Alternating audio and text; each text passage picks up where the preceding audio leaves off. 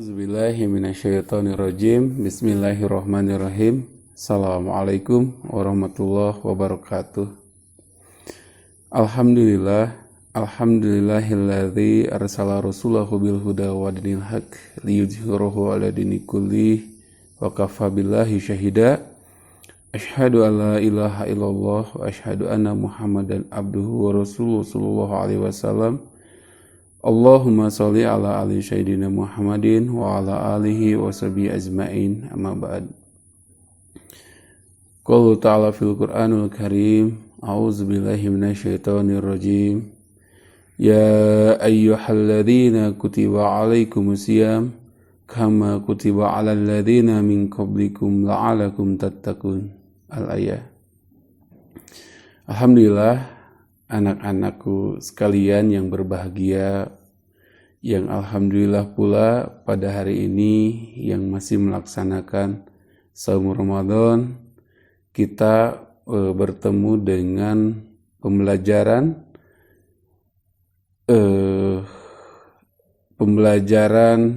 Ramadan yang tidak biasanya, yaitu pesantren Ramadan online pada tahun 2020 ini.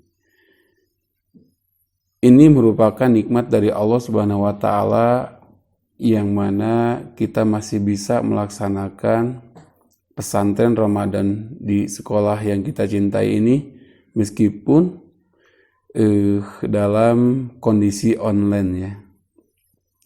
Salawat dan salam semoga terlimpah curahkan kepada junjungan kita Nabi besar Muhammad sallallahu alaihi wasallam, Nabi yang tidak ada nabi lagi setelahnya, Rasul yang tidak ada lagi Rasul setelahnya. Baik anak-anakku sekalian, pada kesempatan kali ini Abu ingin menyampaikan sebuah materi ya. Materinya adalah nasihat Rasulullah menyambut bulan Ramadan. Jadi, apa saja sih yang harus kita siapkan ketika kita menyambut bulan Ramadan? Tentunya Rasul yang agung, Rasul yang mulia sudah mengajarkan kepada kita dan memberikan rambu-rambu bagaimana cara kita untuk melaksanakan saum Ramadan dengan benar dan baik. Sebagaimana dicontohkan oleh beliau yang disampaikan pada saat itu kepada para sahabatnya. Baik, nasihat Rasulullah yang pertama adalah bermohonlah kepada Allah Rabbmu dengan niat yang tulus dan hati yang suci agar Allah membimbingmu untuk melakukan syiyam dan membaca kitabnya.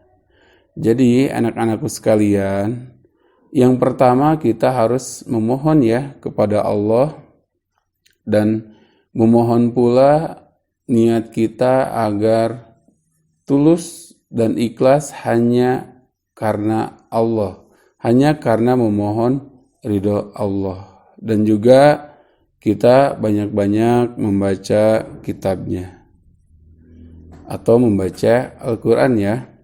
Oke, yang selanjutnya adalah celakalah orang yang tidak mendapat ampunan Allah di bulan yang agung ini. Kenanglah dengan rasa lapar dan hausmu. Kelaparan dan kehausan di hari kiamat, bersedekah kepada kaum fuqara dan masakin. Jadi kita harus takut ya anak-anakku sekalian, bahwasannya ketika kita tidak diampuni di bulan yang agung ini wah luar biasa. Segala amalan kita tidak akan diterima oleh Allah, atau bahkan kita menjadi orang yang celaka di kemudian hari. Kemudian hari itu apa? Ya, akhirat gitu ya. Nah makanya kalau di akhirat nanti kita tidak diampuni oleh Allah dan kita ya banyak berdosa dan kita dimasukkan ke dalam neraka, udah kita termasuk orang-orang yang merugi ya, jadi penghuni neraka. Nauzubillahi min dzalik. Dan juga kita diperintahkan oleh Rasulullah untuk rajin ya bersedekah kalau ada yang berlebih ya.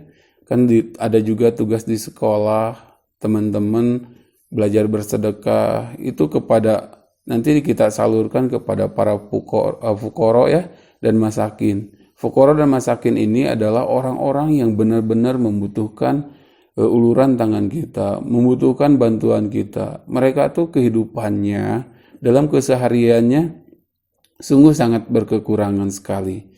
Makanya kita sebagai muslim yang sedikit mungkin ada berlebihan, ya belajarlah untuk menyayangi mereka, untuk menyantuni mereka ya. Itu yang kedua.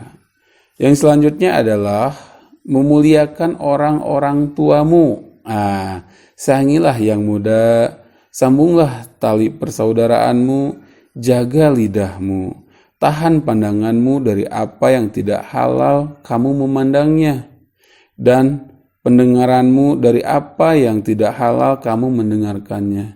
Nah ini teman-teman ya, biasanya anak-anak muda itu lagi mejeh-mejehnya ya, kalau bahasa Sundanya, penasaran. Coba biasanya ke orang tua, kalau anak muda itu suka seneng ngelawan gitu ya, atau mentang-mentang bahwa ibunya lulusan SD dan kamunya sekarang sedang sekolah di SMK, maka kamu ke orang tua ngelawan. Ada mama lulusan SD, neng ye, aa ye, lulusan sekolah di SMK. Padahal dia nggak sadar bahwa dia bersekolah di SMK itu adalah hasil dari ibu dan bapaknya atau orang tuanya. Dan juga teman-teman menjaga lisannya atau menjaga lidahnya ya. Biasanya di antaranya teman-teman suka saling sirik bapak, si itu, si ini, dan lain sebagainya, atau ngomong yang keji, anjing lah, goblok lah, maaf disensor ya.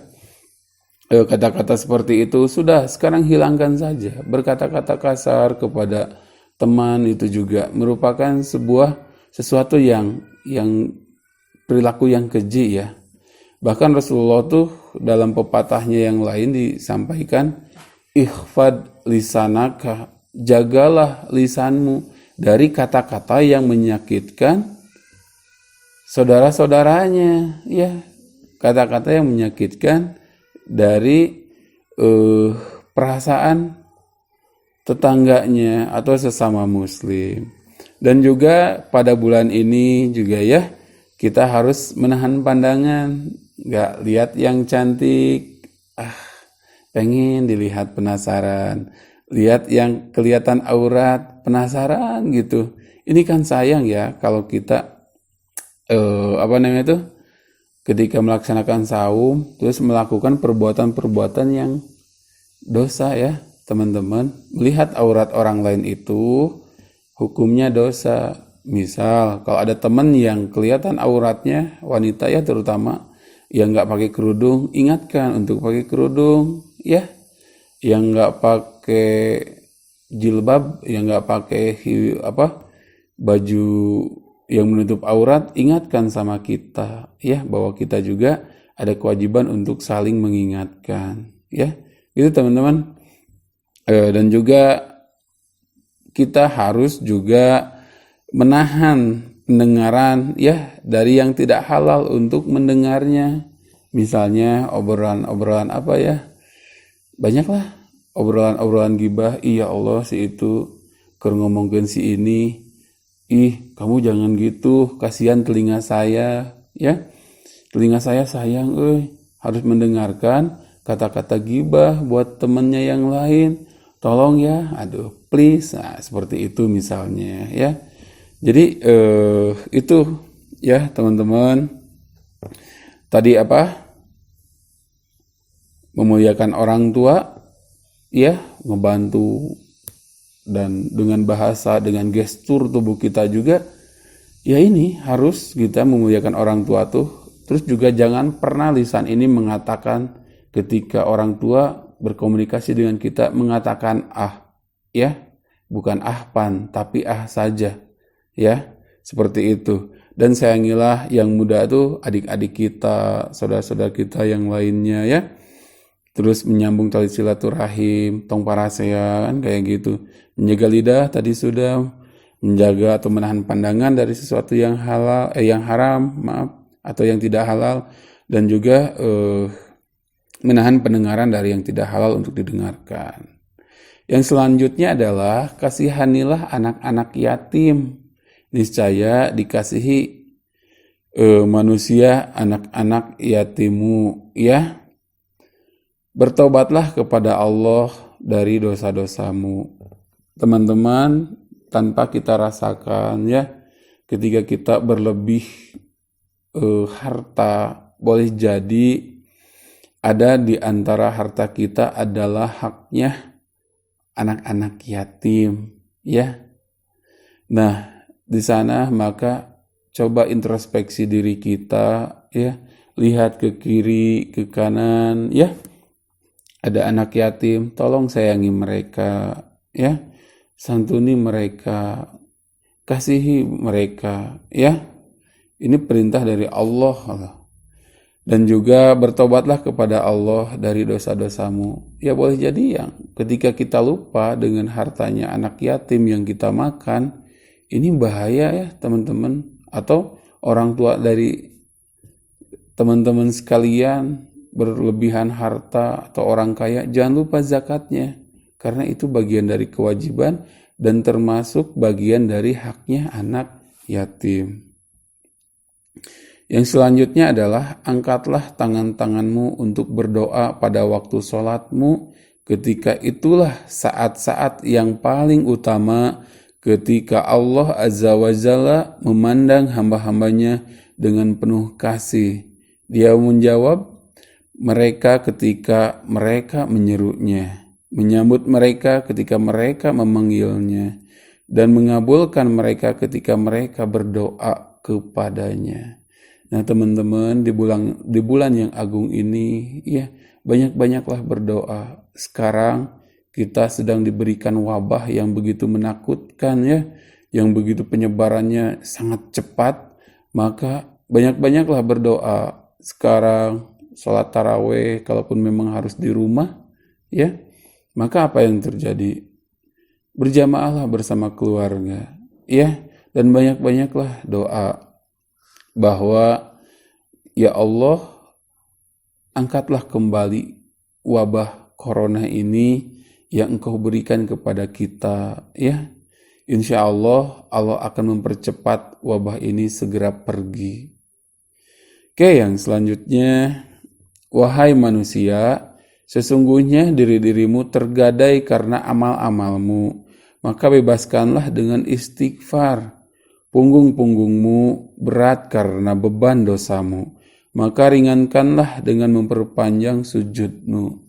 Artinya adalah, ya, banyak amalan-amalan kita yang memang amalan yang jelek, amalan yang mengakibatkan kita berdosa, maka diri kita tergadaikan.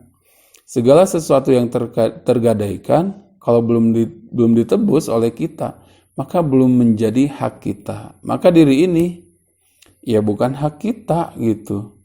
Padahal kita pakai diri ini dengan semaksimal mungkin, kita sering memakainya untuk apa gitu kan, tubuh kita menikmatinya untuk apa gitu.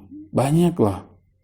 Nah, kita harus banyak-banyak istighfar ya teman-teman di bulan Ramadan ini gitu. Artinya bahwa semoga Allah mengampuni dosa-dosa kita gitu. Dan juga memperpanjang sujudmu. Banyak sholat ya teman-teman. Jangan banyak main game, WWF atau apa ya. Banyak sekali ya game-game yang, atau nge-YouTube gak karuan, nonton apa gitu ya. Nonton yang gak perlu, udah ngabuburit, jangan begitu juga.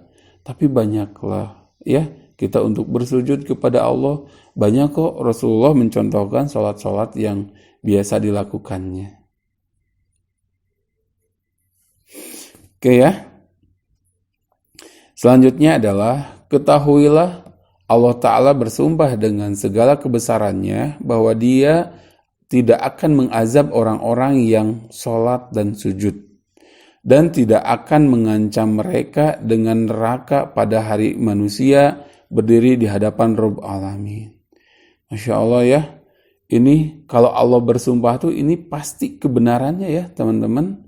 Jadi kelak tuh ya kita di bulan Ramadan ini kalau kita banyak sholat dan sujud, maka tidak akan ada ancaman neraka gitu kan buat kita semua. Ini, ayo perbanyak sholat ya, ayo perbanyak sujud, perbanyak taat kepada Allah Subhanahu wa taala. Wahai manusia, barang siapa di antaramu memberi buka kepada orang-orang mukmin yang berpuasa di bulan ini, maka di sisi Allah nilainya sama dengan membebaskan seorang budak dan ia diberi ampunan atas dosa-dosanya yang lalu. Oke ya, teman-teman sekalian, bahwasannya nih amalan kita memberi buka saja kepada orang lain, maka Allah akan ganti besar sekali. Kita menebus budak ya. Kalau zaman Rasulullah tuh suka ada budak belian. Nah ini harganya mahal. Ya soalnya bahwa kita tuh punya budak itu. Ini hanya kita memberi orang yang berbuka saum gitu. Ini luar biasa, Allah sangat rahmannya kepada kita ya. Yang selanjutnya adalah sahabat-sahabat bertanya, "Ya Rasulullah, tidaklah kami semua mampu berbuat demikian?" Rasulullah meneruskan, "Jagalah dirimu dari api neraka walaupun hanya dengan sebiji kurma. Jagalah dirimu dari api neraka walaupun hanya dengan seteguk air."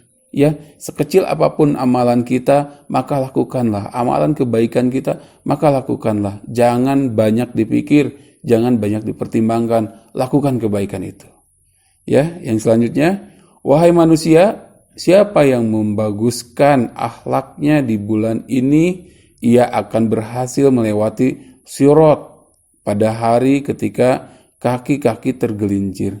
Ya, para ulama mengatakan bahwa melewati sirat itu jalan, ya, itu orang banyak yang tergelincir.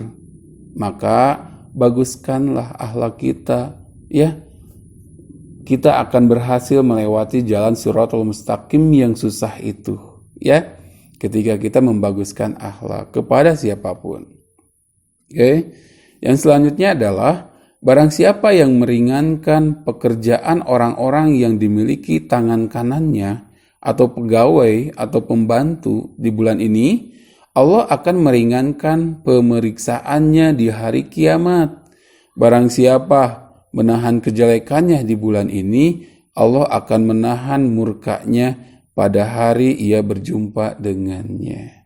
Ya, teman-teman menjadi orang yang kaya, punya pembantu, bantu atuh ya, bikin kolak, ayo bi dibantu, ya, ayo mang di kebon macul dibantu, kuaa, kayak gitu, sekok neng mang dibantu, jangan dibantunya dibawain makan. Biarkan dia tetap saum, tapi tenaganya dikurangi dengan kita mengeluarkan tenaga untuk membantunya si emang atau si bibi tadi ya. Teman-teman, seperti itu contohnya. Dan juga barang siapa memuliakan anak yatim di bulan ini, Allah akan muliakannya. Allah akan memuliakannya pada hari ia berjumpa dengannya. Masya Allah ya, kita berjumpa dengan Allah dengan penuh kemuliaan. Tidak seperti monyet ya, kalau di dalam Al-Quran itu dikatakan nanti ada orang-orang yang seperti monyet, hitam, gelap ketika dia berhadapan dengan Allah tuh. Tapi kita ya, ketika memuliakan anak yatim, maka kita dimuliakan di depan atau di hadapan Allah Subhanahu wa taala ketika pertemuan nanti di akhirat. Yang selanjutnya adalah barang siapa menyambung tali persaudaraan atau silaturahmi di bulan ini, Allah akan menghubungkan dia dengan rahmatnya pada hari ia berjumpa dengannya. Barang siapa memutuskan kekeluargaan di bulan ini, Allah akan memutuskan rahmatnya pada hari ia berjumpa dengannya. Rahmat itu adalah kebaikan. Maka Allah akan bersikap kejam, bersikap keji terhadap orang-orang yang memutuskan tali silaturahim ya, tali silaturahmi di bulan ini. Maka jangan suka saling ini ya, ejek-ejekan dan pabaud-baud lah atau bermusuhan dengan teman-temannya. Yang selanjutnya adalah barang siapa melakukan sholat sunnah di bulan ini, Allah akan menuliskan Allah akan menuliskan baginya kebebasan dari api neraka. Barang siapa melakukan sholat fardu, baginya adalah ganjaran seperti melakukan 70 sholat fardu di bulan yang lain. Luar biasa. Allah begitu membuka besar pintu-pintu kebaikannya. Teman-teman, mungkin itu yang bisa Abu sampaikan pada kali ini, dan kalau ada kesempatan Abu akan sambung ya yang berikutnya. Terima kasih. Semoga teman-teman bisa mendapatkan menyimpulkan apa yang Abu sampaikan. Billahi taufiq wal hidayah. Wassalamualaikum warahmatullahi wabarakatuh.